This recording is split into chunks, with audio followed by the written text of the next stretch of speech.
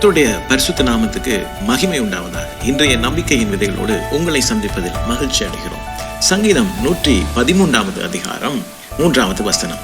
சூரியன் உதிக்கும் திசை தொடங்கி அது அஸ்தமிக்கும் திசை மட்டும் கர்த்தருடைய நாமம் துதிக்கப்படுவதாக. Praise the Lord. பிரியமானவர்களே, நம்முடைய ஆண்டவர் துதிக்கு பாத்திரர். பிரியமானவர்களே, துதி என்பது ஒரு காலத்துக்கு மட்டும் உடையது அல்ல. துதி என்பது நம்முடைய வாழ்க்கையாக இருக்க வேண்டும் என்று வேதம் சொல்லுகிறது. வாழ்க்கையிலே அநேக பாடுகளுக்குள்ளாய் கஷ்டங்களுக்குள்ளாய் நாங்கள் போகும் பொழுது துதியானது ஒரு விசுவாசத்தின் கிரியையாக மாறுகிறது. பிரியமானவர்களே, பாருங்க, தாவீதினுடைய வாழ்க்கையில் எடுத்து பார்த்தீர்கள் என்றால் கர்த்தரை துதிக்கிற துதியை அவனுடைய நாவிலிருந்து அவன் எப்பொழுதும் ஏறெடுத்து கொண்டே இருந்தான்.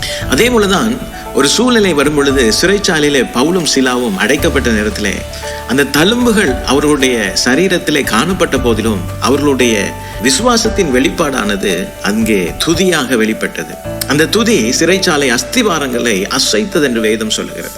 இதைத்தான் கர்த்தருடைய வேதம் நமக்கு சொல்லுகிறது. சூரியன் உதிக்கும் திசை தொடங்கி அது அஸ்தமிக்கும் திசை மட்டும் கர்த்தருடைய நாமம் துதிக்கப்படுவதாக. என்றால் கர்த்தருடைய நாமம் துதிக்கப்படும் பொழுது அந்த தெய்வீக வல்லமை நம்முடைய சூழல் மீது இறங்கி வருகிறது. அந்த துதி நம்முடைய வாழ்க்கையாக மாறும் பொழுது நம்மை சுற்றி இருக்கிற சத்துருவின் சகல கோட்டைகளும் தகர்க்கப்படுகிறது. பிரியமானவர்களே, கர்த்தர் தாமே இந்த வசனங்களோடு உங்களை ஆசீர்வதித்திருப்பார் என்று நான் விசுவாசிக்கிறேன். தொடர்ந்தும் பைபிள் மேரத்தன் வேத தியான பகுதிகளோடு இணைந்து கொள்ளுங்கள். கர்த்தருடைய வார்த்தையினாலே ஆசீர்வதிக்கப்படுங்கள்.